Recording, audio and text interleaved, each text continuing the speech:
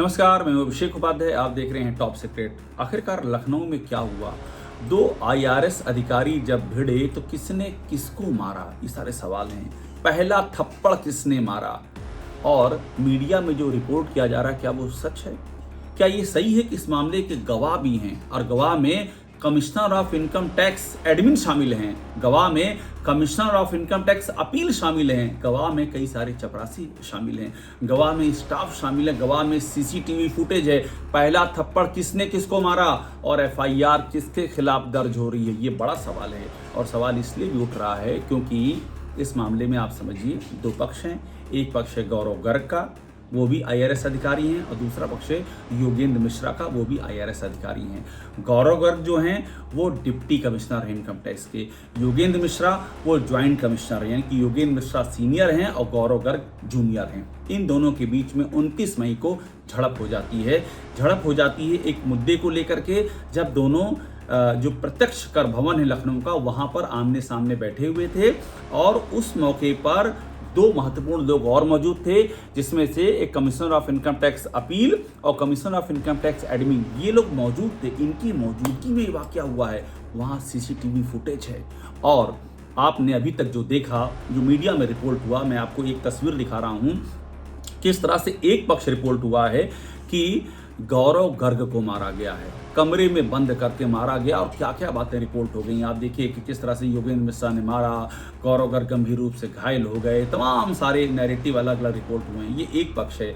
आइए दूसरे पक्ष की बात करते हैं। दूसरा पक्ष है योगेंद्र मिश्रा का। हमारे पास टॉप सीक्रेट के पास 30 मई यानी आज की वो चिट्ठी है, आज की वो कंप्लेंट है जो योगेंद्र मिश्रा ने दी है कमिश्नर पुलिस लखनऊ को।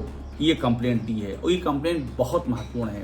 इस कंप्लेंट ने पूरा सिलसिलेवार ब्यौरा लिखा है कि क्या हुआ है। मैंने आपसे कहा इस मामले के गवाह हैं दो CIT commissioner of income tax level के अधिकारी गवाह हैं, कई चपरासी गवाह हैं, स्टाफ गवाह हैं, सीसीटीवी फुटेज गवाह है।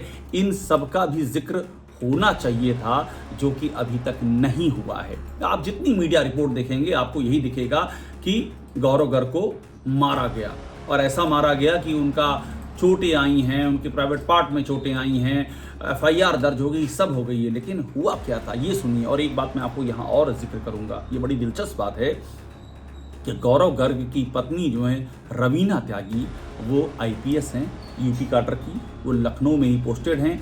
वो इस समय डीसीपी इंटेलिजेंस हैं और वो इसके पहले डीसीपी सेंट्रल थी, जिसके दायरे में ये हजरतगंज कोतवाली आती है। ये मैं आपको एक तथ्य और बताता चलूँ कि रवीना त्यागी आईपीएस जो है, उन्होंने लंबे समय तक लखनऊ में मीडिया को हैंडल किया है। अब आते हैं मुद्दे पर। ये बहुत महत्वपूर्ण है। ये शिकायत है 30 मई यानी आज जो शिकायत दी है कमिश्नर ऑफ पुलिस को योगेंद्र मिश्रा ने। इसमें वो लिखते हैं, जिसका मैं जिक्र कर रहा हूं कि ये मामला जो हुआ है गौरव गर्ग के साथ में, ये दो अधिकारियों की मौजूदगी में हुआ है। उन्होंने देखिए इसका पॉइंट देखिए 6.1, इसमें उन्होंने लिखा है सीआईटी ऋचा रस्तोगी का नाम, यानी कि commissioner of income tax admin है ऋचा रस्तोगी, इनका नाम लिखा है। और यहाँ 6.2 में आइए, इसमें इन्होंने लिखा है शौर्य शाश्वत शुक्ला, ये सीआईटी अपील है। इन दोनों का नाम लिखा है। इन दोनों की मौजूदगी में ये झड़प हुई, यानी कि इसके दो गवाह हैं जिसका ये जिक्र कर रहे हैं। और वो कह रहे हैं कि इन दोनों ही गवाहों के बारे में, इन दोनों गवाहों से भी तो आप बात कीजिए। ये मुद्दा शुरू कैसे हुआ, इसका भी जिक्र। ये मुद्दा एक आरटीआई को लेकर के शुरू हुआ। दरअसल योगेंद्र मिश्रा के बारे में कोई खबर छपी थी, कोई वीडियो चला था, जिससे वो बड़े आहत थे। उनका ये आरोप था ये गौरव गर्ग ने कराया है। उन्होंने इस बारे में आरटीआई लगाई थी, आरटीआई का जवाब देना था, जवाब उनको नहीं मिल रहा था। ये मुद्दा उन्होंने रेस किया उस मीटिंग में जहां पर वे गौरव गर्ग भी थे, जहां योगेंद्र मिश्रा भी थे, और यहाँ दो अधिकारी और थे सीआईटी लेवल के, जिनका मैंने अभी आपको जिक्र किया, और कुछ स्टाफ थे, चपरासी भी, ये सारे लोग मौजूद थे। अब यहीं से बात बढ़ना शुरू हुई। योगेंद्र मिश्रा लिखते हैं कि इसके बाद जब मैंने आरटीआई का जवाब मांगा तो गौरव गर्ग भड़क गए। उन्होंने कहा हम कोई इन्फॉर्मेशन नहीं देंगे, जो करना है जाओ कैट में, यानी कि सेंट्रल एडमिनिस्ट्रेटिव ट्रिब्यूनल में जाओ, हम तुम्हारी कोई भी बात सुनने वाले नहीं हैं, हम तुम्हारी किसी भी बात का जवाब देने वाले नहीं हैं, ये कहा उन्होंने। अब इसके बाद ये बात आगे बढ़ती गई इसमें आगे माँ बहन की गालियों का भी जिक्र है।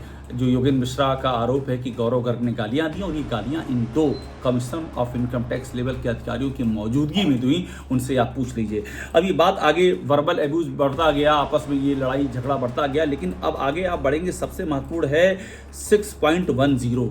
इसमें बहुत, इस पैरा को ध्यान से पढ़िए। इसमें लिखा हुआ है कि योगेंद्र मिश्रा लिखते हैं कि गौरव गर्ग मेरे काफ़ी नज़दीक आ गए, एकदम गुस्से में भड़कते हुए, और इतना नज़दीक आ गए कि मुझे लगा कि ये मेरे पर्सनल स्पेस में आ रहे, तो मैंने अपने दाहिने हाथ से उनको दूर किया। जब मैंने ये किया तो उस वक्त गौरव गर्ग ने मेरे बाएं गाल पर जोर से थप्पड़ मार दिया। इनकी पहला थप्पड़ गौरव गर्ग ने मारा।